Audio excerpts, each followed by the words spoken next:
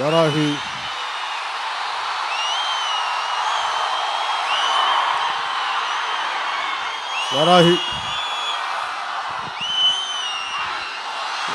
ఏ building మీదైనా చూసుకుంటే అక్కడ కూడా కనిపిస్తూ ఉన్నారు. నాకు ఎంతమందికి నమస్కారం పెట్టాలో కూడా తెలియట్లేదు. సో ఆ దూరంగా ఉన్న మేడలు మిద్దెలు ఎక్కిన ప్రతి ఒక్కరికి, పైన ప్రతి ఒక్కరికి, మేడ పైన మిద్దె పైన దారి పొడుగుతా అఖండ స్వాగతం పలుకుతూ ప్రేమతోటి అత్యంత అభిమానంతో ఘన స్వాగతం పలికిన గాజువాక నియోజకవర్గం అన్నదమ్ములందరికీ, పెద్దలకి, ఆడపడుచులకి, అక్క చెల్లెలకి, తల్లులకి, ప్రతి ఒక్కరికి పేరు పేరున నా హృదయపూర్వక నమస్కారం. గాజువాకలో ఓడిపోయిన నాకు చెప్పలేమండి. ఓడిపోయిన నాకు ఓటమి తెలియట్లా. నాకు ఇక్కడ ఓడిపోయిన నాకు అనిపించదు. ఎందుకంటే ఇంత ఘనస్వాగతం, ఇంత ప్రేమ నేను ఊహించలేదు. ఎందుకంటే నాకు గీతా సారాంశం, నీ పని నువ్వు చేసుకుంటా వెళ్ళు, ఫలితం ఆశించకు. ఫలితం గీతా సారాంశం ఏం చెప్పింది నేను అదే పాటిస్తాను. కానీ ఆ రోజు 2019 ఎన్నికల్లో ఆ రోజు పనిచేశాను త్రికరణ శుద్ధిగా. ఈరోజు కూడా అదే మనసుతోటి, అదే మన గాజువాక నియోజకవర్గంలో అదే ఉద్దేశంతో ఇక్కడికి వచ్చాను మనస్ఫూర్తిగా. ఎందుకంటే ఇది నా నియోజకవర్గం, మన నియోజకవర్గం. ఇంత ప్రేమగా ఉన్న ఈ నియోజకవర్గానికి నేను ఎప్పుడూ వదలలేదు. ఇంకా ఓడిపోయిన తర్వాత మొన్న జగదాంబ సెంటర్లో చెప్పాను. జగదాంబ సెంటర్లో చెప్పింది, ఓడిపోయిన తర్వాత ఒక ఆశయంతో రాజకీయాలకు వచ్చిన వారికి ఓటమిని ఎలా తీసుకోవాలో తెలీదు. ఇది సరైందా కాదా మనం తీసుకుంటుంది. రాజకీయాల్లోకి వచ్చాం ఒక బాబాసాహెబ్ అంబేద్కర్ గారి ఆశయాలతోటో, మహాత్మా గాంధీ గారి ఆశయాలతోటో, నేతాజీ స్ఫూర్తితోటో ఇవన్నీ అర్థం చేసుకొని ఒక ఓటమి తగిలితే, అది కూడా జగన్ లాంటి వ్యక్తి గెలిచి నేను ఓడిపోవటం, ఇది ఏం సూచిస్తుంది అని నాకు ఒక ప్రశ్న వచ్చింది. దోపిడీ చేస్తాడు ఈ వ్యక్తి అని తెలుసు, మరి ఎందుకు 151 సీట్లు, 22 పార్లమెంటు సభ్యులు, 8 మంది ఎంతో రాజ్యసభ సభ్యులు, ఎందుకు కాలం ఈ వ్యక్తికి ఇంత శక్తినిచ్చి ఉంటుందని అలాంటి ఆలోచనలో ఉన్నప్పుడు నెల తిరగకుండానే భవన నిర్మాణ కార్మికులు వచ్చి మా సమస్య ఎలా ఉందంటే, ఇంకొక 3 monthsలో 3 నెలలు తిరగగానే దాదాపు 30 మంది పైచీలకు ఆత్మహత్యలు చేసుకున్నారు. 29 నుంచి 32 లక్షల భవన నిర్మాణ కార్మికులు జీవితాలు రోడ్ల మీదకి వచ్చేసినాయి. ఇలాంటి పరిస్థితులు నా దగ్గరికి వస్తే నేను నిలబడతానని చెప్పాను. ఎక్కడ పెట్టుకుందాం అంటే, భవన నిర్మాణ కార్మికులంతా మాకు ఉత్తరాంధ్ర నుంచి ఎక్కువ ఉంటారు, వైజాగ్లో పెడతామంటే, ఓడిపోయాం కదా, గాజువాకలో కూడా ఓడిపోయాను కదా, వెళ్తే బాగుంటుందా, ప్రజలు ఆదరిస్తారా, నా అన్నతమ్ములు ఆదరిస్తారా, నా ఆడపడుచులు ఆదరిస్తారా, నా తల్లులు ఆదరిస్తారా, మా పెద్దలు ఆదరిస్తారా. ఎందుకంటే నాకేం తప్పు ఏం చేయలే, ఓడిపోయాను అంతే తెలుసు నాకు. కానీ మన నాయకులందరికీ హుషారు ఉంటుందా లేదా, ఇంత హుషారు కనిపిస్తుందా లేదా అనేది ఎన్నికల సమయంలో ఉన్న ఆలోచన. సరే అన్ని నిర్ణయం తీసుకున్న తర్వాత ఎయిర్పోర్ట్లో దిగ్గానే సరే ఒక గంట వెయిట్ చేద్దామని చెప్పారు. గంట వెయిట్ చేయగానే, దేనికి వెయిట్ చేస్తున్నామని, ఇంకా జనం ఎక్కువ మంది జనం కోసం వెయిట్ చేస్తున్నామని నేను చెప్పాను. జనం వస్తారని నేను రాజకీయాల్లోకి రాలా. ఒక సరైన పని చేయడానికి, ఒక అన్యాయం జరిగినప్పుడు నిలబడటానికి రాజకీయాలకు వచ్చాను తప్ప జనం అర్థం చేసుకుంటారు. అక్కడ జంక్షన్ దగ్గర దిగ్గానే ముందుకు వెళ్దామంటే అసలు జనం లేరు, ఎక్కువ మంది లేరు. అంటే ఎంతమంది ఉంటారన్న, 50 మంది ఉంటారని అడిగాను. 50 మంది కాదు, వెళ్తే 5,000 మంది. 5,000 మందితో ప్రారంభమయ్యి సభ దగ్గరికి వెళ్ళేటప్పటికి 1,50,000 నుంచి 2 లక్షల మంది జనం దారి పొడుగుతూ వచ్చారు. ఆ రోజు నాకు నమ్మకం కలిగింది, ఆశయం ఓడిపోలేదు, జనసేన ఆశయం ఓడిపోలేదు, ప్రజలు అండగా ఉన్నారు. ఒక తప్పు జరిగితే ఒక ఆశయాన్ని అర్థం చేసుకునే వ్యక్తికి అండగా నిలబడి ఉంటారని నాకు నా విశాఖపట్నం అన్నదమ్ములు, పెద్దలు, అక్క చెల్లెలు, తల్లులు గుండెల్లో పెట్టుకున్నారు ఆ రోజు నేను మర్చిపోలేను. నా ఆఖరి శ్వాస వరకు నా నటనలో ఓనామాలు ఇక్కడే దిద్దుకున్నాను, ఇదే విశాఖపట్నంలో. నాకు చాలా నిలబడాలి, నా నేలకి నిలబడాలి. ఉత్తరాంధ్ర ఆట పాట, కళ, సంస్కృతి, పొయిట్రీ, కవిత్వం ఇవన్నీ ఇక్కడ నాకు నేర్పించింది. పోరాటం ఇక్కడే నేర్పించింది. సో వీటికి అండగా ఉండటానికి ఇవన్నీ తట్టుకొని ఇక్కడే వచ్చాను, నిలబడున్నాను. 24 ఎన్నికల్లో జనసేన జెండా గాజువాకులు ఎగురుతుంది.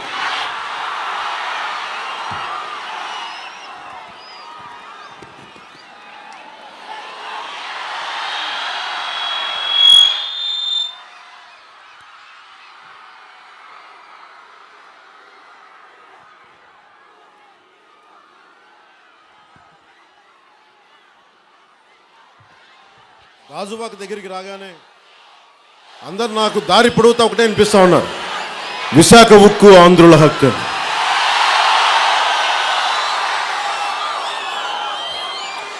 ఇది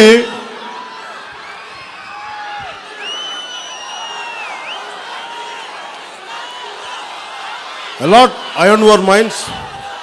We won't allow Vizag steel plant strategic sale. ఇది దారి పొడవున ఇదే నినాదం. దారి పొడవున వైజాగ్ స్టీల్ ప్లాంట్ చాలా చాలా కీలకమైంది ఆంధ్ర రాష్ట్రానికి.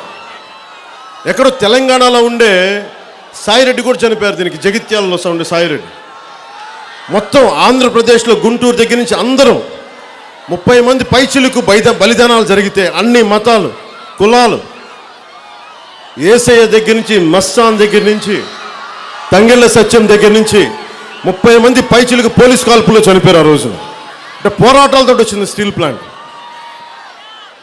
మీరందరూ నియోజకవర్గం ప్రజలు, విశాఖపట్నం స్టీల్ ప్లాంట్ ఒక విశాఖపట్నం ఉత్తరాంధ్ర కాదు, మొత్తం ఆంధ్రాకి ఇది గుండె పట్టింది. ఇది ఎందుకని చెప్తానంటే ఇది ఎప్పుడు మనందరికీ కులాల వారీగా విడిపోయి ఉంటాం, ప్రాంతాల వారీగా, ఉప ప్రాంతాల వారీగా విడిపోయి ఉంటాం. ఒక్క విశాఖ హక్కే, ఉక్కే మొత్తం ప్రతి ఆంధ్రుడి గుండెల్లో చప్పుడు కొట్టుకుంటుంది. 2 తరాలు దాటినా కానీ, 70 నుంచి ఇప్పటికీ ఇది 3వ తరం స్టార్ట్ అయింది. 3వ తరం వచ్చినా కానీ విశాఖ ఉక్కు ఇంకా ఇది మన ఆంధ్రుల హక్కు అని ప్రతి ఆంధ్రుడి గుండెలో ఇది కొట్టుకుంటూ ఉంటుంది. ఈరోజున వైజాగ్ స్టీల్ ప్లాంట్ ఏ మూలకెళ్ళినా పోరాట యాత్ర దగ్గర నుంచి ఇప్పటిదాకా వైజాగ్ స్టీల్ ప్లాంట్ విషయం కానీ, మన గంగవరం పోర్టు విషయం కానీ, మన అగనంపూడి టాల్ ప్లాజా విషయం కానీ, ముఖ్యంగా ఇది కాలుష్యం కానీ, వాతావరణ కాలుష్యం కానీ, కెమికల్ కాలుష్యం కానీ, పరిశ్రమల నుంచి వెలువడుతున్న కాలుష్యం కానీ, పోర్టు నుంచి వెలువడుతున్న కాలుష్యం కానీ, గంగవరం కోసం మత్స్యకార గ్రామాలని బయటికి నెట్టేసి విధ్వంసం చేసి పోర్టుని కట్టిన విధానం కానీ, ఇవన్నీ కూడా ఈ రోజుకి స్టీల్ ప్లాంట్ కోసం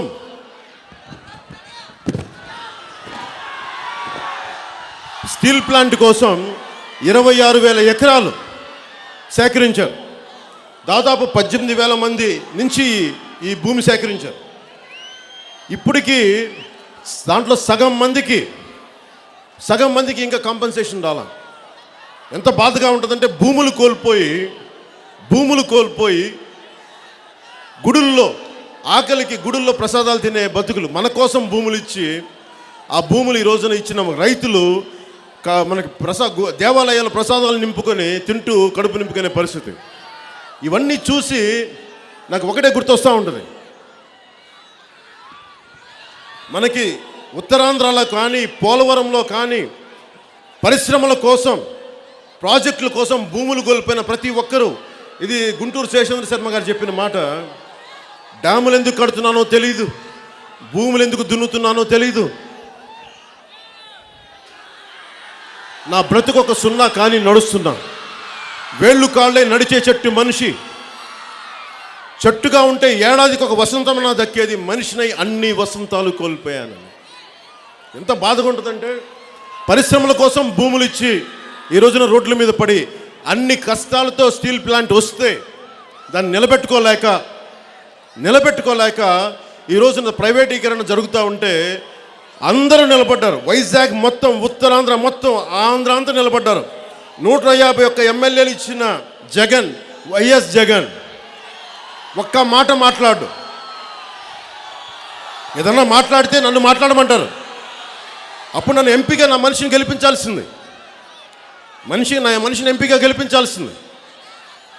దారుణం ఏంటంటే పరిస్థితుల్లో రాజకీయాల్లోకి వచ్చిన ప్రతి ఒక్కరికి ఒక్క ఓటమి కూడా తీసుకులేరు మనుషులు. ఒక్క ఓటమి, ఒక దశాబ్దం నీ కాలాన్ని ప్రజల కోసం ఇవ్వలేవాలంటప్పుడు రాజకీయాల్లోకి ఎందుకు వస్తారు మీరు? ప్రజల కోసం నిలబడలేని వాళ్ళు రాజకీయాలు రాకండి, ఇంకెక్కడో చేసుకుంటారు. ఈ రోజున వైజాగ్ ఎంపీ కూడా ఎలాంటి ఎంపీని ఎన్నుకున్నారు వైజాగ్ ప్రజలు అంటే మీరు కూడా అర్థం చేసుకోవాల్సింది. 2018లో ఒక రౌడీ షీటర్ ఇక్కడ ఎంఈపీ ఇతను పెట్టి ఎంపీ, వైసీపీ ఎంపీ ఒక రౌడీ షీటర్ ఇక్కడ 2018లో రౌడీ షీటరే తెరిచారు అతని మీద. రౌడీ షీటర్ని ఎన్నుకుంటే ఎలాంటి పనులు వస్తాయి? కార్యక్రమాలు జరిగితే స్టీల్ ప్లాంట్ ఆగుద్ది, ధైర్యం ఉంటుందా? వీళ్ళు వెళ్ళి ప్రధానమంత్రి గారి దగ్గరికి వెళ్ళి మాకు వైజాగ్ స్టీల్ ప్లాంట్ కావాలి, ప్రైవేటీకరణ చేయొద్దన్న దమ్ము ధైర్యం ఈ రౌడీ ఎంపీకి ఉంటుందా ఇక్కడ? ఒకసారి మీరు ఆలోచించండి.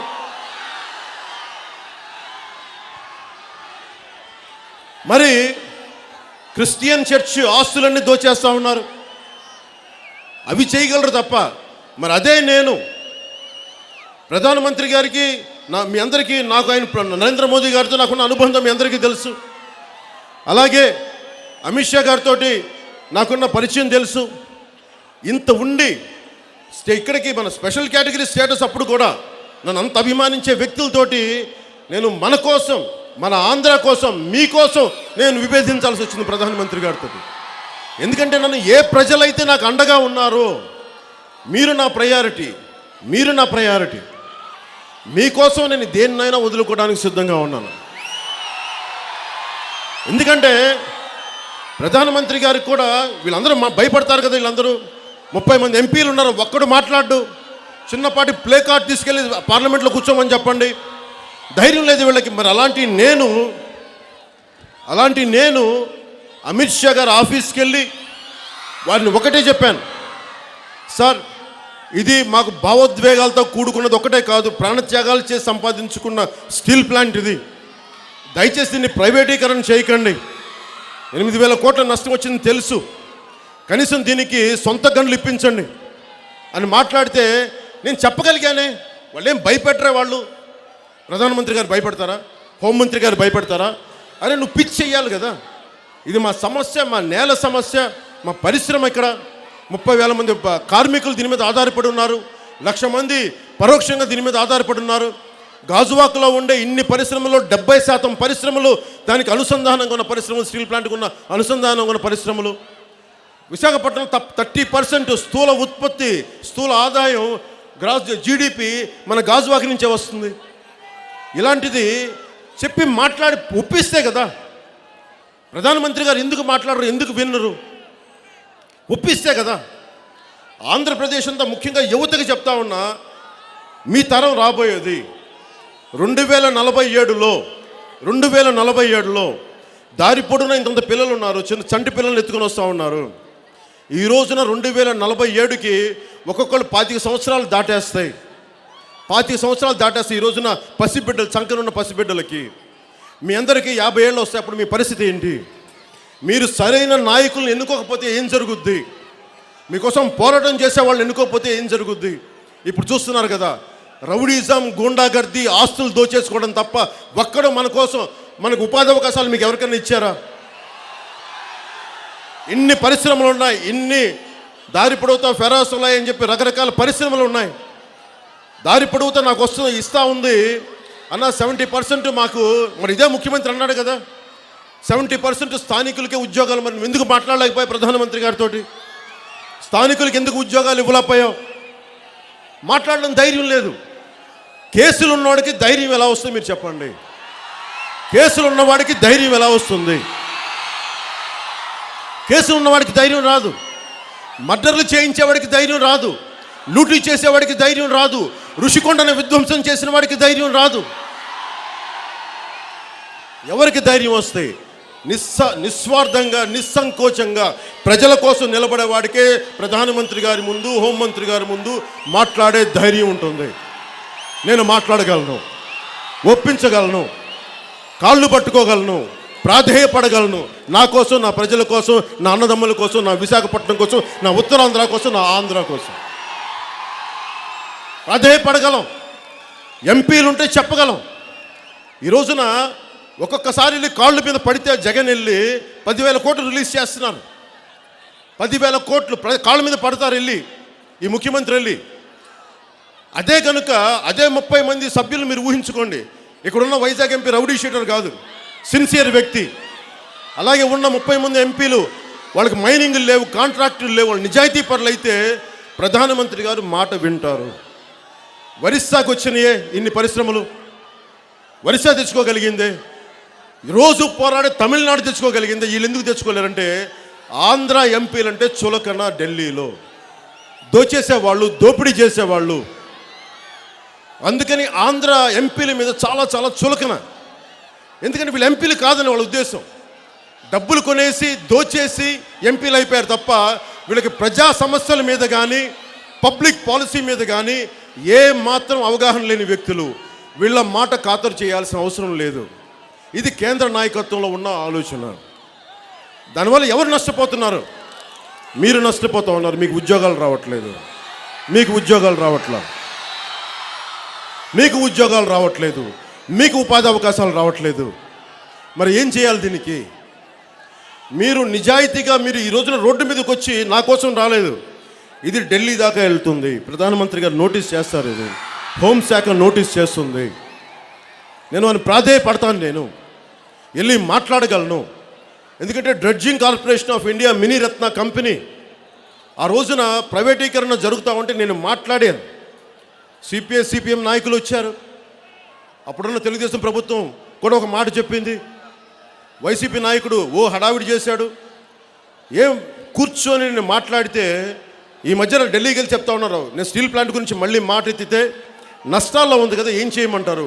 కానీ మీరు అడిగితే డ్రెడ్జింగ్ కార్పొరేషన్ ఆఫ్ ఇండియా ఆ రోజున ప్రైవేటీకరణ చేయకుండా ఆపాం కదా అని కేంద్ర నాయకత్వంలోని ముఖ్యులు నాకు చెప్పారు. నేను వారిని ఒకటే అడిగాను, స్టీల్ ప్లాంట్ది ప్రత్యేకమైన దృష్టి పెట్టండి. నిజమే 8,000 కోట్ల నష్టం ఉంది, మేము కాదంటలా. ప్రైవేట్ గనులు లేవు, సొంత గనులు లేవు. Steel plant of authority of India లిమిటెడ్కి సొంత గనులు ఉన్నాయి. మాకు సొంత గనులు కేటాయించండి. ప్రైవేట్ స్టీల్ ప్లాంట్లు కూడా సొంత గనులు ఉన్నాయి. ఇన్ని గనులు ఉన్నాయి ఇక్కడ జార్ఖండ్లో కానీ మిగతా ప్రాంతాల్లో, ఛత్తీస్గఢ్లో కానీ. ఒక ఐరన్ ఓర్ కంపెనీ మాకు ఇప్పించండి. మాకు ఇప్పించమంటే అడగడానికి ఎవరు లేరే. నా దగ్గర ఎంపీలు లేరు. అది నా బాధ. ప్రధానమంత్రి గారు గుర్తిస్తారు నా వ్యాధుల్ని, నా బాధని. కానీ రాజ్యం నడిచేది శాసనసభలో నడుస్తుంది, అక్కడ పార్లమెంట్లో నడుస్తుంది. ఎంపీలు లేని నేను ఎంత మాట్లాడినా అర్థం చేసుకుంటారు, కానీ దాన్ని ముందుకు తీసుకెళ్ళారు. ఈ ఎలక్షన్స్ దయచేసి మీరందరూ ఆలోచించి ఓటేయండి. మనస్ఫూర్తి చెప్తున్నా, మీరు డబ్బుల కోసం కనుక ఓటేశారా, ఒక్క ఎలక్షన్ కోసం మీ భవిష్యత్తుని మీరే కాలు రాసుకున్నట్టు. నేనేం చేయలేను దాన్ని.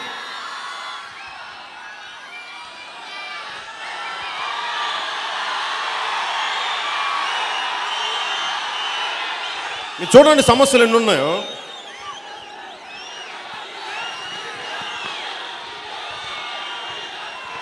స్టీల్ ప్లాంట్ 835 కోట్లు ప్రాఫిట్లోకి వచ్చింది, ట్యాక్సెస్ కాకుండా. అలాగే ఒక సొంత గనులు మాట్లాడి ఇంతమంది ఎంపీలు వచ్చారు మనకి. రాష్ట్ర విభజన జరుగుతున్నప్పుడు ఒక్క ఎంపీ కూడా మాకు సొంత గనులు కేటాయించమని ఎవరు ఎందుకు అడగలేదు? ఒక్కడు కూడా ఎందుకు అడగలేదు? ఆ రోజు నష్టపోయాం. ఆ రోజున ఈసారి ఇంకోసారి నష్టపోవడానికి సిద్ధంగా ఉన్నాం. దాదాపు 100 చాలా సంవత్సరాలు ఆల్మోస్ట్ సంవత్సరం పైన దాటేస్తుంది స్టీల్ ప్లాంట్ హక్కు మనకి స్ట్రైక్ జరుగుతా. స్టీల్ ప్లాంట్ కార్మికులు కూడా నేను విన్నవించుకుంటా ఉన్నా, మీరు కూడా అన్ని కార్మిక సంఘాలని, అన్ని పార్టీలని కలుపుకొని సేలం స్టీల్ ప్లాంట్ అన్ని పార్టీలు కలిసి ప్రైవేటీకరణ జరగకుండా ఆప్ చేసుకున్నారు. మనం ఎందుకు ఆప్ చేసుకోలేము? కేంద్ర నాయకత్వాన్ని వేడుకుందాం.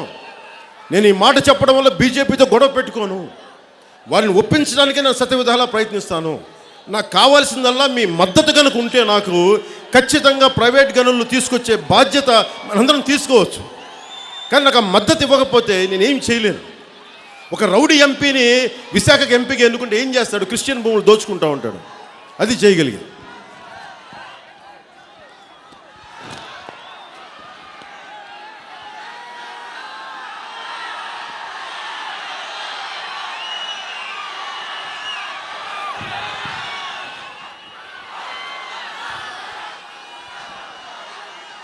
జగన్ ఆలోచించాల్సింది, వైఎస్ జగన్ ఆలోచించాల్సింది గంగవరం పోర్టు.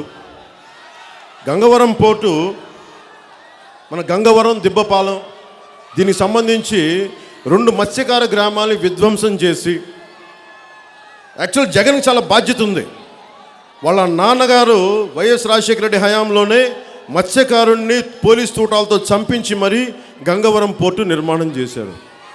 ఒక కొడుగ్గా నీకు చాలా బాధ్యత ఉంది జగన్. నీకు గంగవరం పోర్టు ఈ రోజుకి ప్రైవేటీకరణ వల్ల ఈ రోజుకి నువ్వు అండగా లేవు. నువ్వు ప్రజలకి మీ నాన్నగారు చేసిన దౌర్జన్యం ఇది. ప్రతిసారి నాకు ఒకటే కనిపిస్తూ ఉంటుంది, దారి పొడవుతా అక్కడ వైఎస్ రాజశేఖర రెడ్డి గారి విగ్రహం ఉంటే గంగవరం పోర్టుకి ఒక మత్స్యకారుని బలి తీసుకున్న విగ్రహంలాగా నాకు అనిపిస్తూ ఉంది.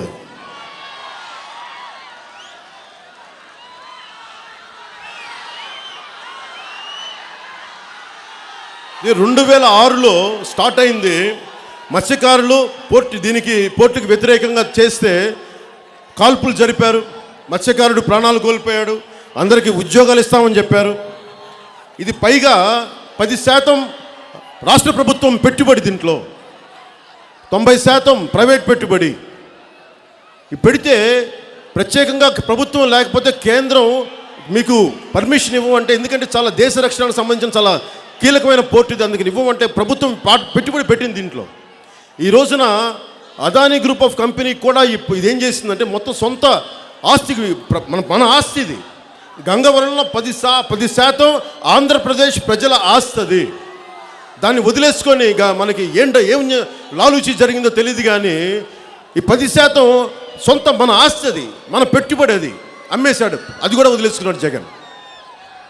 అరే నువ్వు ముఖ్యమంత్రిగా ఉంది, ఆస్తులు అమ్ముకోవడానికి నేను ఎన్నుకుంది. నేను సర్క్యూట్ హౌస్ దగ్గర నుంచి దాదాపు 25,000 కోట్లు తనఖాలు పెట్టడానికి, ప్రభుత్వ ఆస్తుల్ని తనఖాలు పెట్టడానికి నేను ఎన్నుకుంది ప్రజలు. ఎవరు మాట్లాడరు దీని మీద. కానీ ఈ రోజున మీ అందరిలో కోపం ఉందని నాకు అర్థమవుతూ ఉంది. చాలా కోపం ఉంది. దేనికి కోపం ఉంది? ఉపాధి అవకాశాలు లేవు, ఉద్యోగ అవకాశాలు లేవు, జాబ్ క్యాలెండర్ లేదు, జాబ్ క్యాలెండర్ రాలా, టీచర్లు ఉద్యోగాలు లేవు.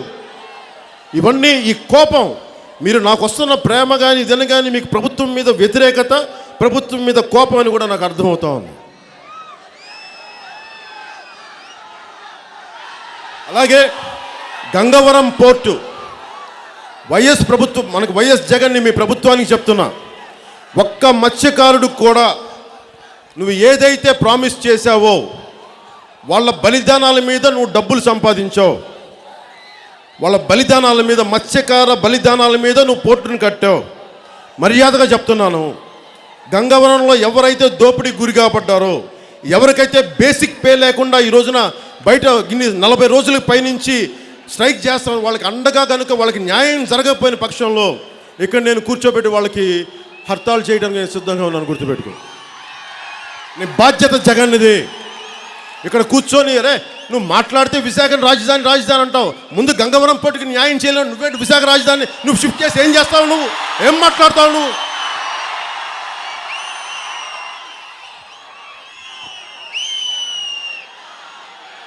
14 సంవత్సరాల నుంచి పనిచేస్తూ ఉంటే గంగవరం పోర్టు ఉద్యోగులు కాదు వాళ్ళు. గంగవరం పోర్ట్ ప్రైవేట్ లిమిటెడ్ ఇంకో కంపెనీ పెట్టి షాప్స్ అండ్ ఎస్టాబ్లిష్మెంట్ యాక్ట్ కింద ఇంకా వాళ్ళకి అండర్ పే చేస్తూ ఉన్నారు. సమాన పనికి సమాన వేతనం ఉన్న కామన్ సెన్స్ నీకు లేదా జగన్? నీకు ఇదా నువ్వు వాళ్ళు దోచేస్తావు, దోపిడీ చేస్తావు, నువ్వు మాట్లాడతావా? నువ్వు నాకు ప్రధానమంత్రి గారి క్లోజే, నాకు నేనేం ముఖ్యమంత్రిని కాదే, నేను ఎమ్మెల్యేని కాదే, కానీ నేను మాట్లాడగలుగుతాను కదా ప్రధానమంత్రి గారి దగ్గరికి వెళ్ళి. నీకెందుకు ధైర్యం లేదు? నీకెందుకు దమ్ము లేదు? ప్రధానమంత్రి గారు చంపేస్తారా? హోంమంత్రి గారు చంపేస్తారా? నేను మాట్లాడగలుగుతున్నాను కదా. వింటారు మాట, మనస్ఫూర్తిగా నేను మీకు ఒప్పిస్తున్నాను, మీకు చెప్తున్నాను ఆ మాట. ప్రధానమంత్రి గారు, హోంమంత్రి అమిత్ షా గారు మనం ఏదైనా మాట చెప్తే వింటారు. కాకపోతే అది మన స్వార్థానికి అనుకుంటే మటుకు వాళ్ళు మాట వినరు. స్వార్థం లేకుండా ఇది ప్రజాక్షేమాన్ని కాంక్షించి కనుక మాట్లాడితే ఖచ్చితంగా వింటారు. మీ మద్దతు జనసేనకి ఇవ్వండి. మీ మద్దతు నాకు చెప్తే నేను మాట్లాడతాను. ప్రతి ఒక్కళ్ళకి సాధ్యమైనంత ఒప్పించడానికి ప్రయత్నం చేద్దాం. ఎందుకంటే నా చేతుల్లో లేదు ఇది. 5 సంవత్సరాల విలువైన కాలాన్ని పోగొట్టేసుకున్నాం. ఇంకొక భవిష్యత్తులో కరెక్ట్గా ఇంకా 6 నెలలే. జగన్ ఏ వేషాలు వేసినా మీరు భరించాల్సింది ఇంకొక 6 నెలలే భరించాలి. మీరు 6 నెలలే.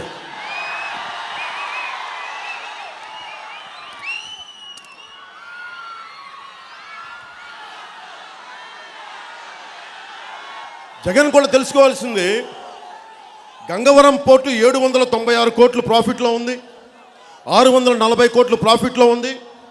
మరి కనీస వేతనాలు ఇవ్వకపోతే ఎలాగయ్యా నువ్వు? అరే, ఈ గాలి, నీరు, నిప్పు అన్నీ ప్రజల ఆస్తి కదా. ఒక్కడి సొంతమా ఇది? ఒక కులం సొంతమా? ఒక వర్గం సొంతమా? ఒక పార్టీ సొంతమా? మత్స్యకారులకు హక్కులు లేవా గంగవరం పోర్టు మీద? వాళ్ళ ఉపాధిని మీరు విధ్వంసం చేశారే. వాళ్ళకి ఉద్యోగాలు ఇవ్వరా మీరు? ఏదంటే పోలీసులను కేసు పెట్టి బెదిరిస్తారా మీరు? ఇది అక్రమం, ఇది అన్యాయం కాదా?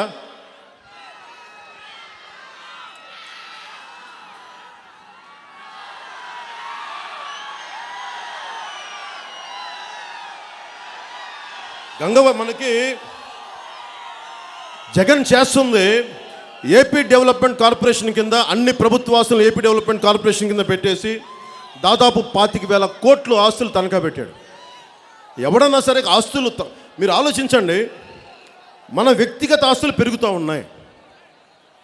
ఏ మూలకెళ్ళినా, అనకాపల్లెళ్ళు ఏ మూలకెళ్ళినా ప్రభుత్వ భూముల్ని కాజేస్తూ ఉన్నారు.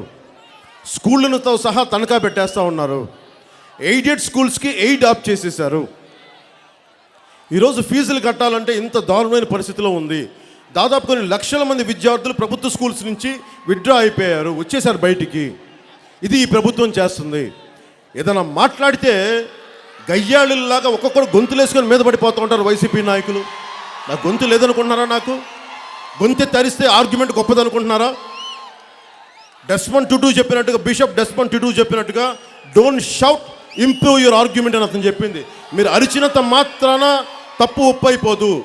మీరు నిజంగా నేను మాట్లాడుతున్న తప్పే అనుకుంటే ఇంప్రూవ్ యువర్ ఆర్గ్యుమెంట్. మీరు మాట్లాడే విధానాన్ని, మీ డిబేట్ క్వాలిటీని పెంచుకోండి. నన్ను పర్సనల్గా తిట్టినంత మాత్రాన, నా వ్యక్తిగత జీవితం గురించి మాట్లాడినంత మాత్రాన, నా తల్లిని తిట్టినంత మాత్రాన, నా బిడ్డల్ని తిట్టినంత మాత్రాన, నా ఇంట్లో ఆడవాళ్ళని తిట్టినంత మాత్రాన నేను ఏమీ పాడదు, నాకు ఏమీ బాధ రాదు. గుర్తుపెట్టుకోండి. ఎందుకంటే నేను చాలా మొండి మనిషిని. ప్రజా సమస్యలకు వచ్చేటప్పటికి నా అంత మొండివాడు జగన్ చూడవు చెప్తున్నాను. నీకు చెప్పా, మామూలు రాజకీయ నాయకులను చూసావు, విప్లవకారుడు రాజకీయ నాయకుడైతే ఎలా ఉంటుందో నీకు రోజు చూపిస్తాను. నీకు అదే చూస్తున్నావు నువ్వు. పోలవరం ఏం చెప్పారు మనకి? పోలవరం చాలా అవసరం. దాని లెఫ్ట్ కెనాల్ మన సుజల స్రవంతి అని చెప్పి మనకి విశాఖపట్నంకి రావాల్సింది. ఈ రోజుకి పూర్తి కాల.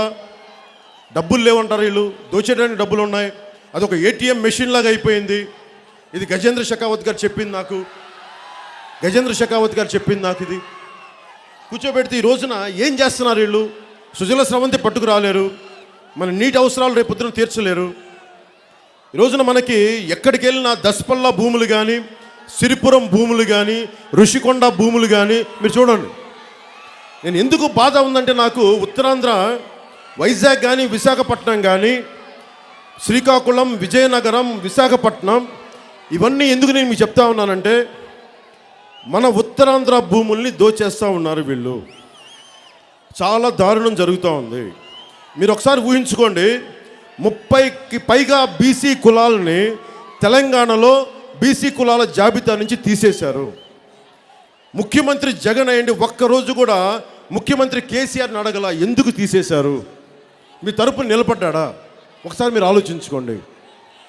అక్కడ తెలంగాణకి వెళ్తే తెలంగాణ విడిపోయినా కానీ ఇంకేంటే మీ ఆంధ్రాలో గోలని చెప్పి తిట్లు తింటూ ఉంటారు అక్కడ ఉన్న మనకు ఆంధ్ర ప్రజలు, అక్కడ ఉన్న ఉండిపోయిన ఉద్యోగులు. అంటే ఇవన్నీ మాట్లాడాలంటే 1,00,000 కోట్ల పైచిలకు ఆంధ్ర ఆస్తులు ఇంకా పంపకాలు జరగలా.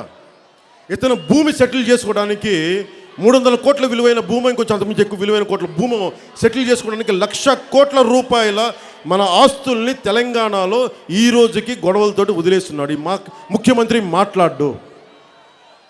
నేను అందుకనే సంపూర్ణంగా మన ఆంధ్ర గురించి మాట్లాడటానికే మొత్తం మకాం మంగళగిరిలోకి మార్చేశాను. అలాగే నాకు కుదిరితే నిజంగా అన్ని అనుకూలిస్తే విశాఖపట్నం నా రెండో ఇంటిగా చేసుకోవడానికి, మంగళగిరి తర్వాత రెండో ఇంటిగా చేసుకోవడానికి నేను సంసిద్ధంగా ఉన్నాను. ఎందుకంటే మీరు ఏదైనా సమస్య వచ్చినప్పుడు పిలవాలంటే పవన్ కళ్యాణ్ అందుబాటులో ఉంటాడు, పవన్ కళ్యాణ్ అనేవాడు మీ దగ్గరలో ఉంటాడంటే దానికి ఉంటే ధైర్యం వేరు. మీకు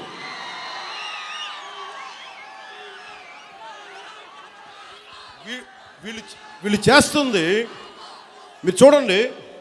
దసపల్ల భూములు గోల, సిరిపురం జంక్షన్లో ఉండే దాదాపు అన్ని గజాల భూమి, అన్ని వేల గజాల భూమిని, అది సోషల్ వెల్ఫేర్ హాస్టల్ సంబంధించిన భూమిని మన మూర్తి యాదవ్ నిలబడి, మనకి జనసేన నాయకులందరూ నిలబడి పోరాటం చేస్తే ఆ సాంఘిక సంక్షేమ హాస్టల్ తాలూకు 3,000 గజాల భూమిని ఆఫ్ చేసుకోగలిగాం. అన్యాక్రాంతం అయిపోయింది మిగతా భూమి, చర్చి భూములన్నీ. అక్కడ వాళ్ళు ఏం చెప్తున్నారంటే 1 వే చేసేసారు. ఆ టిఫినీ స్కూల్ ఓనర్ చెప్తా ఉన్నాడు నాకు వచ్చి, పిల్లల చుట్టూ తిరగాలంటే మాకు ఇబ్బంది అవుతుంది నేను వెళ్తే. ఒక్క ఎంపీ మాట్లాడు, ఒక్క ఎమ్మెల్యే మాట్లాడు, ఏదైనా మాట్లాడితే కూర్చోబోయి నన్ను వెటకరాలు చేయడం తప్ప. వాళ్ళకి టీడీఆర్ బాండ్స్ మీకు తెలిసే ఉంటుంది కదా, ఒక చిన్నపాటి మన అభివృద్ధి కోసం చిన్నపాటి స్థలం కనుక గవర్నమెంట్ తీసుకుంటే దానికి పరిహారంగా నష్టంగా దానికి 2 ఇంతలు 3 ఇంతలు 4 ఇంతలుగా చేసుకుంటారు.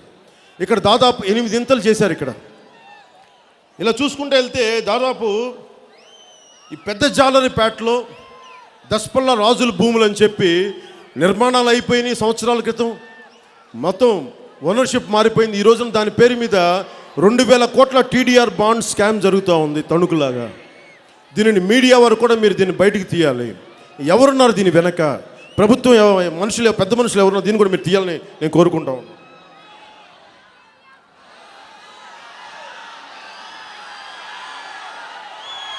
ఉదాహరణకి దారి పొడవుతా ముఖ్యంగా పోలీస్ శాఖ, పోలీస్ అధికారులు కానీ పోలీస్ సిబ్బంది కానీ, మీకు తెలుసు పోయినసారి గొడవ ఎట్లా అయిందో, వైజాగ్ వచ్చినప్పుడు నన్ను ఎట్లా ఆపారో మీ అందరికీ తెలుసు. నేనేం ద్రోహం చేశాను?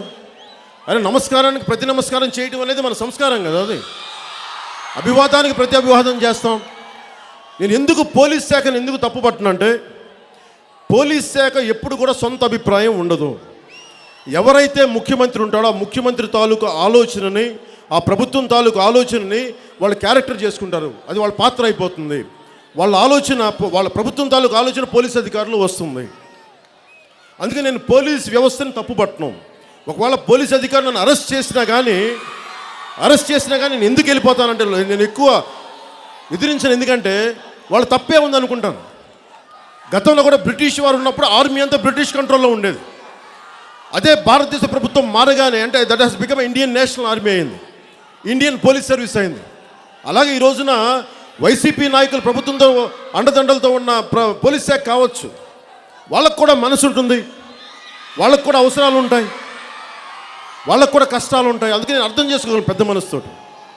అందుకని పోలీస్ శాఖ వారికి కూడా నేను ప్రత్యేకించి వాళ్ళకి చెప్తాను, డిఏలు ఇవ్వరు. రబీరో పెట్టిన చెప్పి వాళ్ళకి రివిజన్స్ ఇచ్చారు ఆయన, జూలియస్ రబీరో, అవి ఇంప్లిమెంట్ చేయడం ఆయన. అలాగే కూర్చోబెట్టి ఈ రోజుకి పాపం హోంగార్డ్స్ 6,001 మంది పోస్టులకి, పోలీస్ కానిస్టేబుల్ పోస్టులకి హోంగార్డుల కోటా కింద 1,182 పోస్టులు వాళ్ళకి కేటాయించాలి ప్రత్యేక పరిస్థితుల్లో. ఆ రోజున హోంగార్డ్స్కి ఈ రోజున ఏదో టెస్టులు పెడితే వాళ్ళకి సరైన కట్ ఆఫ్ మార్క్స్ నిర్ణయించకపోవడం వల్ల వాళ్ళకి 1,182 పోస్టులకి 342 మందికి ఇవ్వగలిగారు పోస్టులు. మిగతా వాళ్ళు పాపం అగమ్య గోచరంగా ఉంది. దీన్ని ఎవడు పట్టించుకుంటాడు? హోంగార్డ్సే కదా అని వదిలేస్తారు. కానీ జనసేన అలా వదలదే. హోంగార్డ్స్ అయినా మన సోదరుడు అనుకుంటాం. కానిస్టేబుల్కి మా నాన్న పనిచేశాడు కదా పోలీస్ శాఖలో, అబ్కారీ శాఖలో, నాకు తెలిసి కష్టం ఎలా ఉంటుందో. ఒక టీఏ కోసం, ఒక డిఏ కోసం మేము ఇంట్లో ఎదురు చూసేవాళ్ళం. కానీ మన జీతాల మీద ఆధారపడ్డ కుటుంబాలు కదా. అందుకని సెలవులు రోజంతా ఒత్తిడి తీసుకుంటారు పోలీస్ శాఖ. రౌడీల దగ్గర నుంచి తీసుకోవాలి, సంఘ వ్యతిరేక శక్తుల నుంచి తీసుకోవాలి. కానీ ఈరోజు కూర్చోబెట్టి పోలీస్ శాఖ కనీసం వారాంతపు సెలవులు రాగానే ప్రకటిస్తా అన్నాడు. ఇతను చేసే దోపిడీలకి మన రోడ్ల మీదకి రావాల్సి వస్తూ ఉంది. పోలీసులు నలిగిపోతూ ఉన్నారు. పోలీస్ శాఖ కూడా విసిగిపోతూ ఉంది.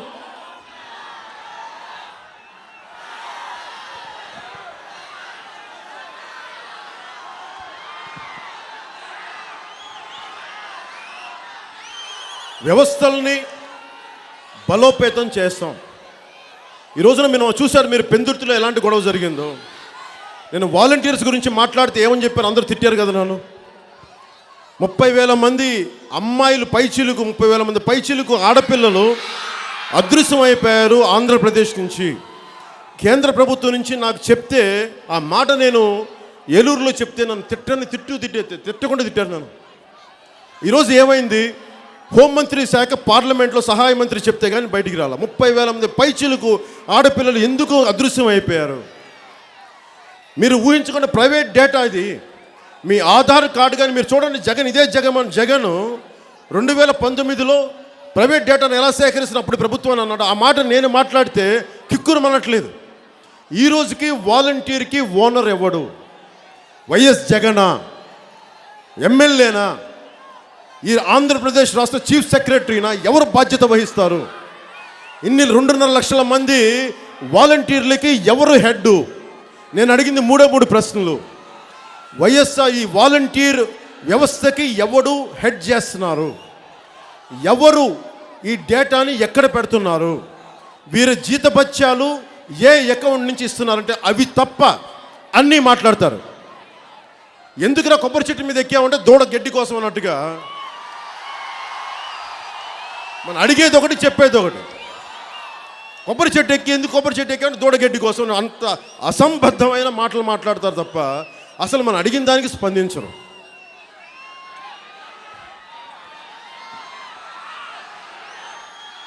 మీరు చెప్పండి, మీకు ఐటీ సెక్టార్ ఇక్కడ బాగుందా? మీకు ఇక్కడ వైజాగ్లో ఐటీ సెక్టార్ బాగుంది? ఐటీలో ఉద్యోగాలు ఉన్నాయా? ఐటీ శాఖలో ఉద్యోగాలు ఉన్నాయా? మెడ్రాస్లో, హైదరాబాద్లో మాదాపూర్ ఉంది. ఇక్కడ ఎందుకు ఐటీ శాఖను ఎందుకు డెవలప్ చేయలేదు? మీరు ఆలోచించండి ఒకసారి. మీరందరూ ఎక్కడికి పారిపోతారు? మళ్ళీ తెలంగాణకి వెళ్ళి తిట్టించుకుంటారు. ఆంధ్ర వాళ్ళని చెప్పి తిట్టించుకుంటాం మళ్ళీ మన ఆంధ్ర యువత చెప్తున్నారు, శ్రీకాకుళం యువత చెప్తా ఉన్నారు, అన్న వాళ్ళు కూడా మాలాగా యువత అన్న, వాళ్ళ ఉద్యోగాలు మాకు ఎందుకన్నా, మా నేల ఉద్యోగాలు మాకు ఇప్పించన్నా, మన ఆంధ్ర ఉద్యోగాలు మనకి ఇప్పించన్నా అంటే మనం వేరే వాళ్ళు పొట్టకొట్టక్కర్లా, మన పొట్ట మనం నింపుకుందాం. నేను గనక మీరు నాకు నిలబడితే ఐటీని ఇక్కడ అద్భుతంగా నేను చేసి చూపిస్తాను. మీకు అద్భుతంగా చేసి చూపిస్తాను. మీకు ఉద్యోగం నాకు కరెక్ట్గా 3 సంవత్సరాలు టైం ఇవ్వండి. నాకు 3 సంవత్సరాలు నేను చేసి చూపిస్తాను. దీనికి ఇక్కడ అత్యంత శీఘ్రంగా అభివృద్ధి అయ్యేది ఒక మెట్రో కానీ, విశాఖ రైల్వే జోన్ కావాలి అనౌన్స్ చేశారు. మాట్లాడాలి కదా కేంద్రం దగ్గరికి వెళ్ళి. నువ్వు వెళ్ళి సిబిఐ కేసులు మాట్లాడుకుంటే మోడీ గారు ఏమింటారా? వివేకానంద రెడ్డి గారిని చంపేసి ఆ కేసు నా మీద రాకుండా చూసుకోండి, మా ఇంట్లో వాళ్ళ బంధువులు ఎవరి పేరు నాకు తెలియదు కానీ వాళ్ళ మీద రాకుండా చూసుకోండి అంటే మరి నువ్వేం మాట్లాడుతావు? 30 మంది ఎంపీలు ఇచ్చి నువ్వు దేనికి? నువ్వు క్రిమినల్ కదా. ఈ మధ్యన మాట్లాడితే ఎంత అసంబద్ధంగా ఉందంటే మాటలు. ఋషికొండ ఎదురుగా మనకి ఇంకో కొండ ఉంది. ఆ కొండ మీద వెంకటేశ్వర స్వామి ఉన్నప్పుడు దాని గురించి మాట్లాడలేదని ఒక అసంబద్ధమైన మాట మాట్లాడుతుంటే, కొండ మీద దేవుడు ఉంటాడు, కొండ మీద క్రిమినల్ కాదు, గుర్తుపెట్టుకోండి. కొండ మీద దేవుడు ఉండటానికి నాకు ఇష్టం. కొండ మీద ఎక్కి క్రిమినల్ కూర్చోవడం చిరాకు మాకు. ఋషికొండ మీద అది ప్రజల ఆస్తి. అది ఋషికొండ మీద దేవుణ్ణి పెడితే మాకు సంతోషం. ఋషికొండ మీద అడ్డగోలుగా ఆస్తులు దోచి మర్డర్లు చేయించి మానభంగాలు చేసే వాళ్ళకి మద్దతు పలికేవాడు ముఖ్యమంత్రిగా వెళ్ళి ఋషికొండలో కూర్చొని దానికి మేము వ్యతిరేకం. ధైర్యంగా చెప్తున్నా.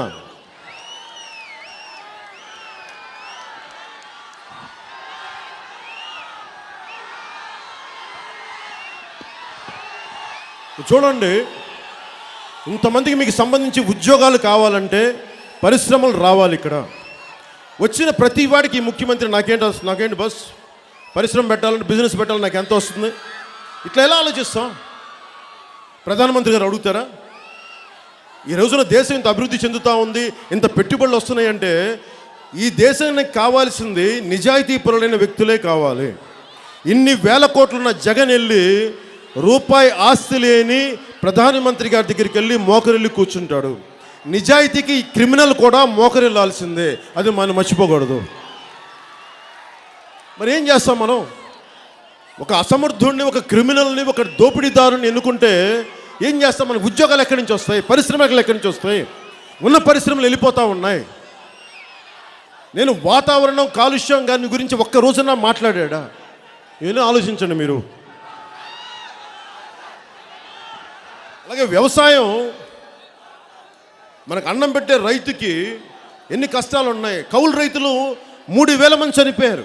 ఆ డేటా జనసేన బయటికి తీసింది. అన్ని వేల మంది రైతులకి దాదాపు మన ఇప్పుడు దాకా కొన్ని కోట్ల రూపాయలు సొంత నిధులు, పార్టీ మద్దతుదారులు ఇచ్చిన నిధులతోటి కౌలు రైతులు కన్నీళ్లు తుడవడానికి ఓ ప్రయత్నం చేస్తూ ఉన్నాం. వాళ్ళకి మతం లేదు. ముస్లిమ్స్ ఉన్నారు, దాంట్లో ఎస్సీలు ఉన్నారు, ఎస్టీలు ఉన్నారు, అన్ని కులాల వాళ్ళు ఉన్నారు. అగ్ర కులాలు ఉన్నాయి, ఈబీసీ కులాలు ఉన్నాయి. అంటే మనం కన్నీళ్లు తుడవడానికి ఇంత బాధ్యత వహిస్తుంటే ఈ ముఖ్యమంత్రి వాళ్ళకి వచ్చిన డబ్బును కూడా, వాళ్ళ మనుషులు 5 లక్షల రూపాయలకి కూడా వీళ్ళు లంచాలు తీసుకుంటూ ఉన్నారు.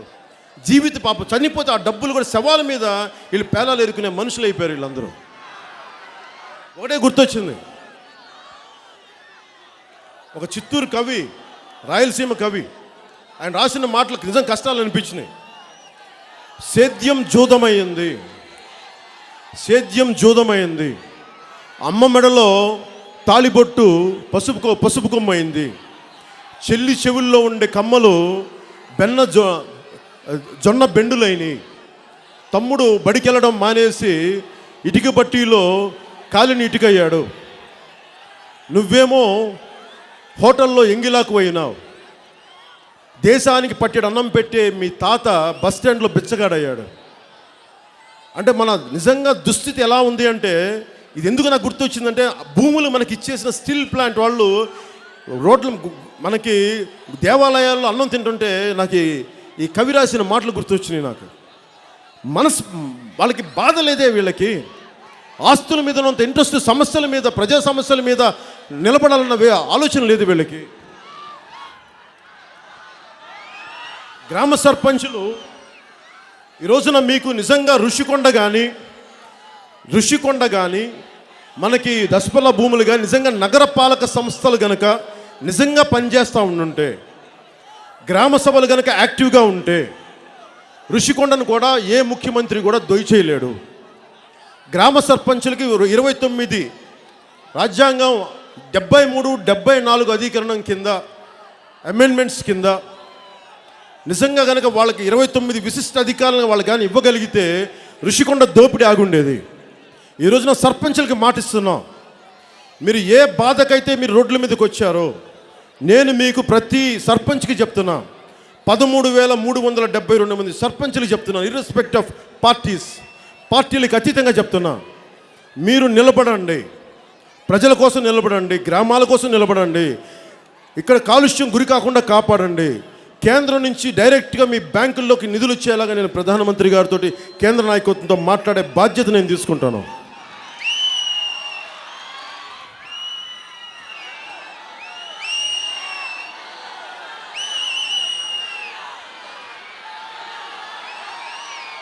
మీలో ఎంతమంది ఆంధ్ర యూనివర్సిటీలు చదువుకున్నారబ్బా? మీలో చాలామంది ఆంధ్ర యూనివర్సిటీ చదువుకున్నారు కదా.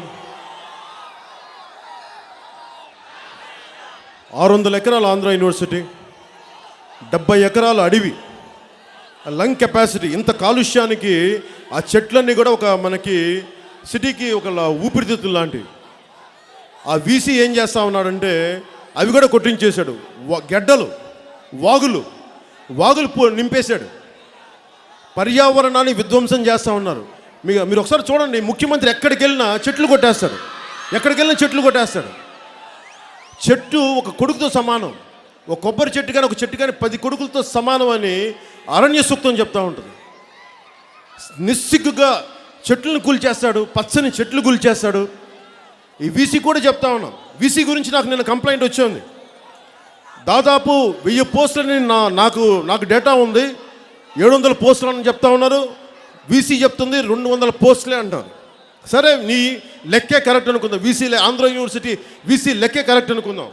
ఈ 200 పోస్టులకి అసోసియేట్ ప్రొఫెసర్లు మీకు కూర్చోబెట్టి, రిటైర్డ్ ప్రొఫెసర్లు, కొంతమంది ప్రొఫెసర్ ఎమెరిటిస్ అని చెప్పి ఇలాంటి వాళ్ళని తీసుకొచ్చి 80,000 రూపాయలు మీకు పారితోషికం ఇస్తామని చెప్పి చాలామందిని హైర్ చేసి వాళ్ళకి క్లాస్ రూములు లేవు, వాళ్ళకి డబ్బులు లేవు, వాళ్ళు కూర్చొని వాళ్ళ సొంత కారులో వచ్చి కారులో పాఠాలు చెప్పుకుని వెళ్ళిపోయే పరిస్థితి. తర్వాత 2 నెలల తర్వాత అడిగితే ఏమైంది, మాకు జీతాలు కూడా ఇవ్వట్లేదంటే మిమ్మల్ని ఎడ్యుకేషన్ శాఖ మిమ్మల్ని ఇంకా గుర్తించలేదు అని చెప్తే వాళ్ళు తిరిగి వెళ్ళిపోయారు. అంటే శ్రమ దోపిడీ కూడా చేస్తున్నాడు వీసీ. ఈ వీసీ ఎవరు మద్దతుదారుడు? వైసీపీ మద్దతుదారుడు, జగన్ మద్దతుదారుడు. ఏం మాట్లాడతాం వీళ్ళందరి గురించి? యువత తెగించకపోతే, యువత ప్రశ్నించకపోతే మీ హక్కులను తీసేస్తారు. మీరు మాట్లాడటం నేర్చుకోండి.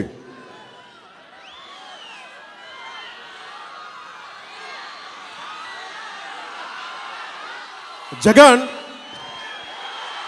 ఋషికొండ నువ్వు వైలేషన్ అని చెప్తాం. మీ అందరూ ఇంటర్లోనూ 10th ప్రాథమిక హక్కులు చదువుకొని ఉంటారు, మీరు ఫండమెంటల్ రైట్స్ చదువుకొని ఉంటారు, ఫండమెంటల్ రెస్పాన్సిబిలిటీస్ చదువుకొని ఉంటారు, స్టేట్ డైరెక్టివ్ ప్రిన్సిపల్స్ చదువుకొని ఉంటారు మీరందరూ.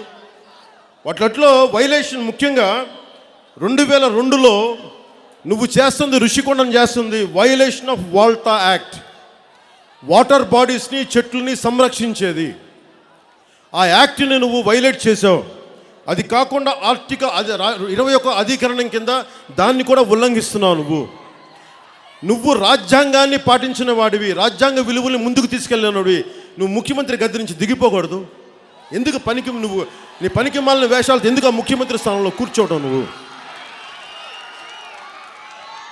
అలాగే సిరిపురం జంక్షన్లో ఈ రౌడీ ఎంపీ, ఈ రౌడీ షీటర్ ఎంపీ 2018లో రౌడీ షీటర్ ఎంపీ దీన్ని స్థలం ఆక్రమించుకున్నాడు. క్రిస్టియన్ సంస్థకు సంబంధించిన శాఖ ఆస్తులు, దాంట్లో 4 ఫ్లోర్లు. మీరు ఇంత మాట్లాడుతున్నారు కదా, పంచగ్రామాల సమస్య ఉంది. పంచగ్రామాలకి ఈరోజు దాకా న్యాయం జరగల. మీరు చిన్నపాటి బిల్డింగ్కి చిన్నపాటి వైలేషన్ ఉంటే మీకు శాఖలు వచ్చి ఇబ్బంది పెడతా ఉంటారు, రెవెన్యూ శాఖ. అలాంటిది 4 ఫ్లోర్లకు పర్మిషన్ తీసుకొని 26 ఫ్లోర్లకి వ్యాపారం చేస్తూ ఉన్నాడు ఈ ఎంవిపి. ఈ వైజాగ్ ఎంపీకి చెప్తున్నాను, అలాగే మీరు కనుక ఈ సిరిపురం జంక్షన్లో ఎంవిపి, ఈ వైజాగ్ ఎంపీ మీరు కొనుగోలు చేస్తే ఎవరైనా భవిష్యత్తులో దాన్ని కూల్ చేస్తాం. జనసేన రాగానే కూల్ చేస్తాం. ఎందుకంటే అది సుప్రీంకోర్టులో ఉంది, హైకోర్టులో ఉంది, ఏమి కన్స్ట్రక్షన్ చేయొద్దని ప్రత్యేకంగా ఉంది. మీరు అహంకారంతో మాకు జగన్ ఉన్నాడు, ముఖ్యమంత్రి, 30 మంది ఎంపీలు ఉన్నారంటే ఒకటే గుర్తుపెట్టుకోండి, ఈ దేశంలో ఇంకా కోర్టులు పనిచేస్తున్నాయి, ఇంకా కోర్టులో న్యాయమూర్తులు ఉన్నాక బతికే ఉన్నారు ఈ నేలలో. అంబేద్కర్ని గుండెల్లో నింపుకున్న ఇంకా మనుషులు ఇంకా ఉన్నారు. 284 మంది ఫౌండింగ్ ఫాదర్స్, ఫౌండింగ్ మదర్స్ రాజ్యాంగం కోసం పడిన ఆ స్ఫూర్తిని ఇంకా గుండెలో నింపుకునే వ్యక్తులు ఇంకా ఉన్నారు. జగన్ ఒకటే నిర్ణయించుకో. వైజాగ్ ఎంపీకి కూడా చెప్తా ఉన్నా, నీ గూర్గాంలో దాదాపు 26 టవర్స్ బిల్డింగ్ని డెమాలిషన్ చేసి కూల్చేసింది, గుర్తుపెట్టుకో.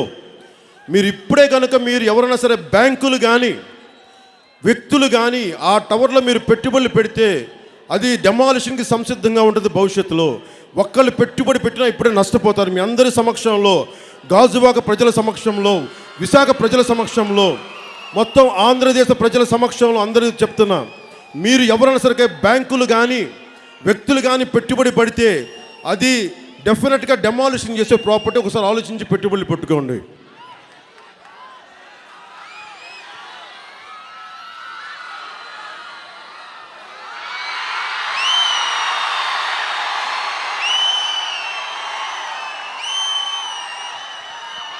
విశాఖ ఎంపీ ఎంవివి సత్యనారాయణ అనే వ్యక్తి, మీరు ఊహించుకోండి, ఎక్కడన్నా సరే ఒక ఆస్తిని డెవలప్ చేయాలి అంటే 30% ఆ ఇంటి ఓనర్కి, 70% బిల్డర్కి వెళ్తుంది.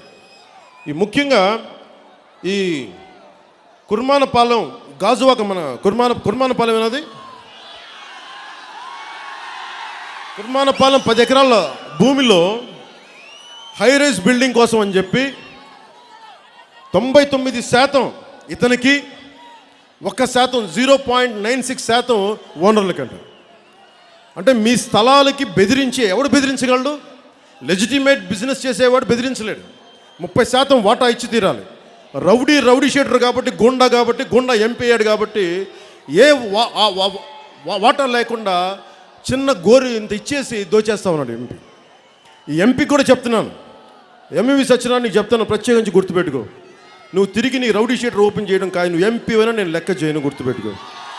నువ్వు చేసిన తప్పుడు పనులకి, ఎందుకంటే నేను ఉదాహరణ చేస్తాను, తీయదు ఒక ఉదాహరణ ఎందుకు చేయాలంటే మీరు ఊహించుకోండి, ఒక ఎంపీ కుటుంబానికి ఒక రౌడీ, ఆఫ్టర్ ఆల్ ఒక రౌడీ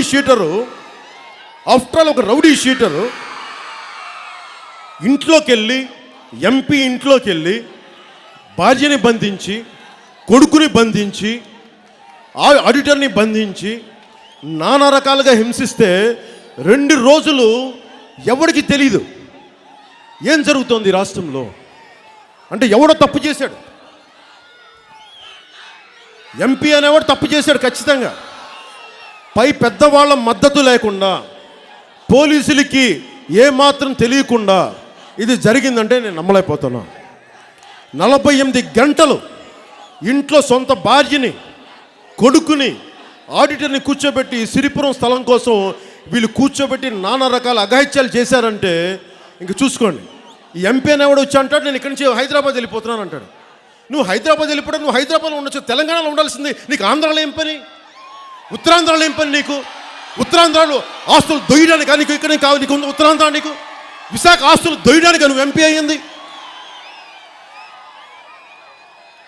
మీకు కోపం రావాలి, మీకు ఆవేదన రావాలి. ఎవడో బయటోడు వచ్చి మన ఆస్తులు దోచుకుంటా ఉంటే మనం ఎందుకు కామ్గా ఉండాలి? మనం 25,000 కోట్లు ఎవడు సొంత ఇది, ఎవడు సొత్తు ఇది? రేపొద్దున మీ ఇళ్లలోకి వస్తే మీరేం చెప్తారు చెప్పండి? వీళ్ళు ఒక క్రిమినల్ వ్యవస్థను క్రియేట్ చేస్తున్నాడు జగన్. పోలీస్ శాఖ కూడా ఏం చేయలేదు. ఒక ఉన్నతాధికారులు 10 మందిని మాట్లాడకుండా చేస్తే కింద వ్యవస్థ అంతా కామ్ అయిపోద్ది, ఏం చేయలేదు. అందుకే రామ్ధారి సింగ్ దినకర్ ఒకే మాట చెప్తారు, జనతా ఆతీ హై కి సింహాసన్ ఖాళీ కరో, జనతా ఆతీ హై కి సింహాసన్ ఖాళీ కరో. ప్రజలు వస్తున్నారు, సింహాసనాన్ని ఖాళీ చేయి. గాజువాక నుంచి చెప్తున్నాను, జగన్, ప్రజలు మేల్కొన్నారు, ప్రజలు వస్తున్నారు.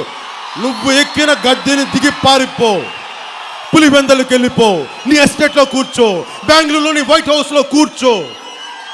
నువ్వు ఇక్కడ కూర్చొని నువ్వు ఇక్కడ అఘాయిత్యాలు చేస్తాను, కూర్చోడానికి మేము సంసిద్ధంగా లేము.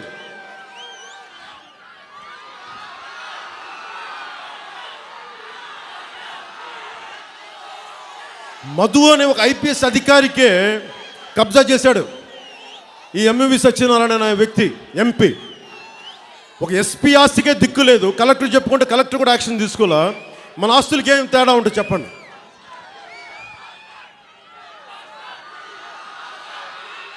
జగన్కి ఒకటే, దేవుడిని ముఖ్యం, అందరూ దెయ్యమై పట్టుకొని రాష్ట్రాన్ని పీడిస్తూ ఉన్నాడు.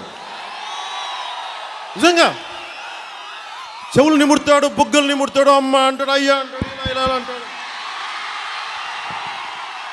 చిరునవ్వులు చిందిస్తాడు పెద్ద మనిషి. వాళ్ళందరూ అనుకున్నాం దేవుడమ్మ దేవుడు వచ్చాడు. దేవుడు అని కూడా దెయ్యమై భుజాల మీద ఎక్కి ఊరేగుతున్నాడు, మనం చంపుతున్నాడు. అభివృద్ధి లేకుండా అప్పులతో ఎలా వస్తాయి చెప్పండి? అభివృద్ధి లేకుండా ఎక్కడి నుంచి నిధులు వస్తాయి చెప్పండి? ఊక తంపితే ఏమొస్తాయి? పొట్టు వస్తుంది అంతే. మీరు ఆలోచించండి, ఊక తంపితే బియ్యం వస్తాయా? ఊక తంపితే పొట్టు వస్తాయి, కళ్ళలో పడి పోద్ది అంతే. అందుకని అలాగే నిజంగా జగన్ని అదృష్టం అందలం ఎక్కిచ్చింది ముఖ్యమంత్రిగా, బుద్ధేమో బురదలోకి లాక్కెళ్ళింది జగన్ని.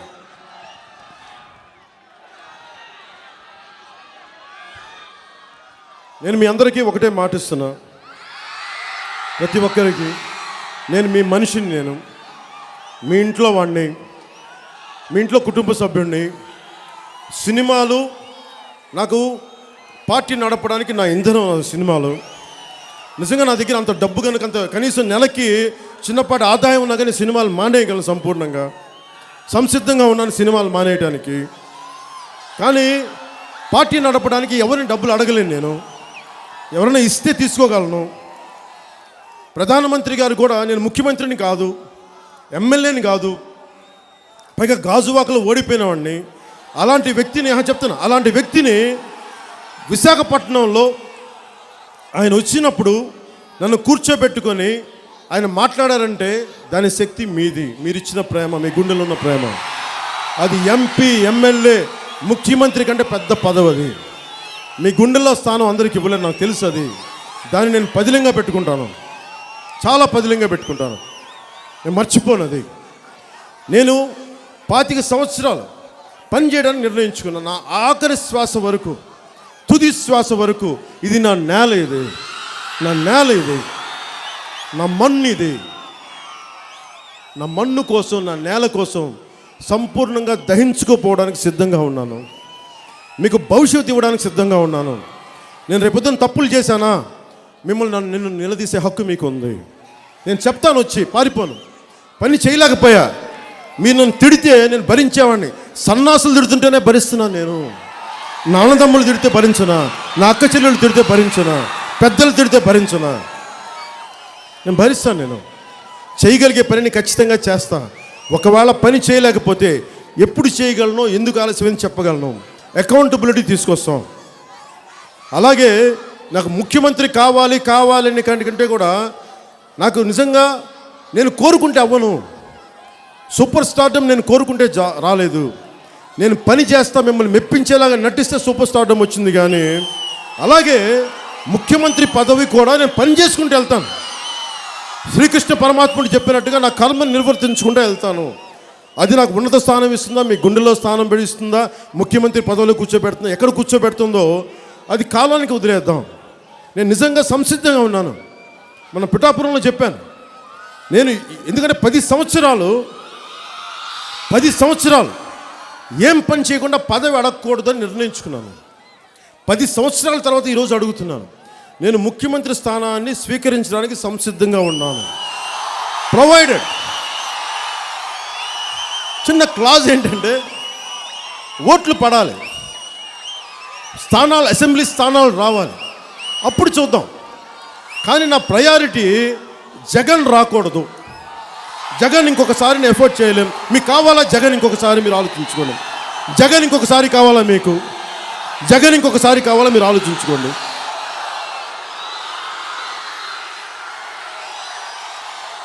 మీరు అవకాశం ఇచ్చారు కదా, దేవుడు అని చెప్పారు కదా, భుజాల మీద ఎక్కించుకున్నారు కదా, ఆ దెయ్యమై రాష్ట్రాలంతా పట్టి పీడిస్తూ ఉంది కదా, ఇంకా ఆపేద్దాం. ఈ ఒక్కసారి జగన్ లేని ప్రభుత్వాన్ని చూద్దాం. అది సంపూర్ణంగా జనసేనకి ఇస్తారా, అది కొయిలేషన్కి ఇస్తారా, ఆ రోజు పరిస్థితులను బట్టి చూద్దాం. కానీ నేను ఏ ప్రభుత్వం, మన ప్రభుత్వం రాని, మిశ్రమ ప్రభుత్వం రాని, ఏ ప్రభుత్వం రాని, జగన్ ప్రభుత్వం అయితే రాకూడదు. నేను 2014లో కూడా ఇదే విశాఖలో ప్రధానమంత్రి గారు పక్కనుంటే, అప్పుడు ముఖ్యమంత్రి పక్కనుంటే, అప్పటికి ప్రతిపక్ష నాయకులు ఉంటే నేనేం చెప్పాను, ఈ రోజున ఓటేయమని అడుగుతున్నాను, పని చేయకపోతే నేను వచ్చి మీ పక్షాన్ని నిలబడతానని చెప్పాను ఆ రోజున. అలాగే నేను స్పెషల్ కేటగిరీ స్టేటస్ ఇవ్వలేకపోతే నేను వచ్చి ప్రధానమంత్రి గారికి ఎదురెళ్ళానా లేదా మీరు ఆలోచించండి. అప్పుడు ప్రభుత్వంలో తప్పులు జరిగితే ఆ పాలసీలను నేను బయట పెట్టానా లేదా ఆలోచించండి.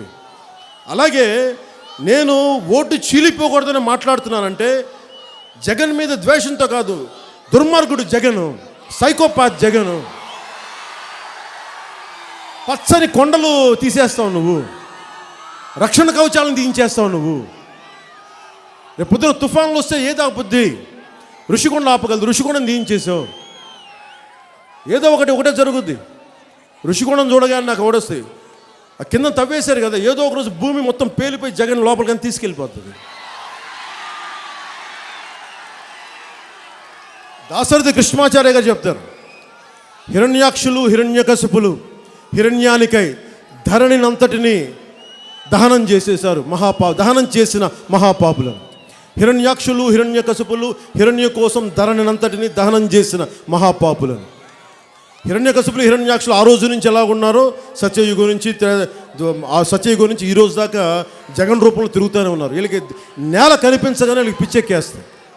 మనం చెప్పా మీకు, నోట్ల కట్టలు మసాలా వేసి కూరి పచ్చడి పప్పు చేసి నోట్లో పెట్టాలని చెప్పి, ఋషికొండ మట్టిని తీసుకెళ్ళి ముద్దలు చేసి దాంట్లో కొంచెం పోపు గీపు వేసి మొత్తం మట్టి అన్నంలాగా కలిపి నోట్లో పెట్టాలి.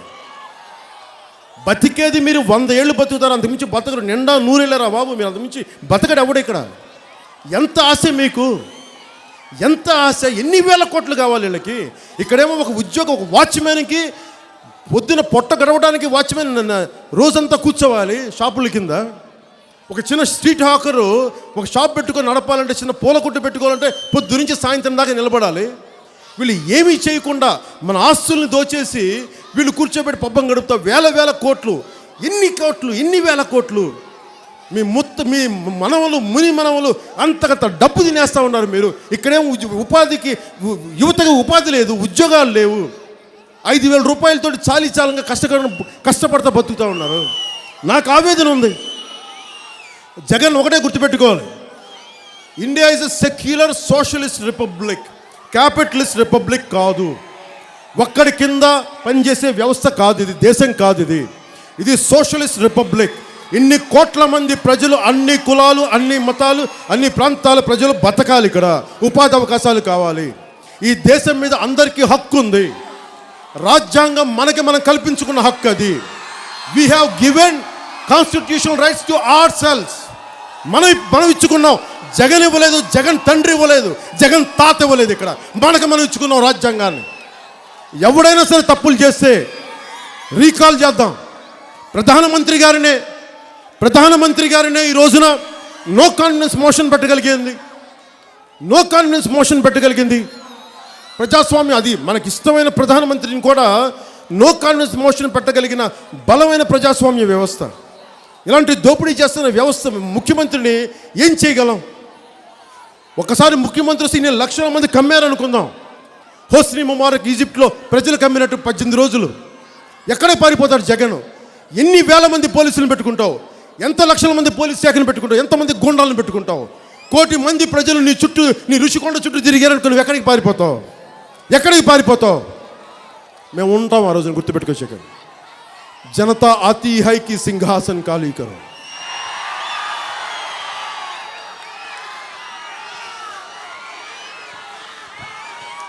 ఒకటే ముగింపు మాటలుగా, అభివృద్ధి జరగాలంటే, ఈ ప్రభుత్వం మారాలి అంటే, అభివృద్ధి జరగాలంటే ఈ ప్రభుత్వం మారాలి. అరాచకం ఆగాలంటే ఈ ప్రభుత్వం మారాలి. జనం బాగుండాలంటే జగన్ పోవాలి. జనం బాగుండాలంటే జగన్ పోవాలి. ఏం చెప్తాం ఈ ప్రభుత్వానికి? హలో చెప్తామా ఈ ప్రభుత్వానికి? Hello AP, hello AP, hello AP, welcome JSP. జై జనసేన, జై హింద్.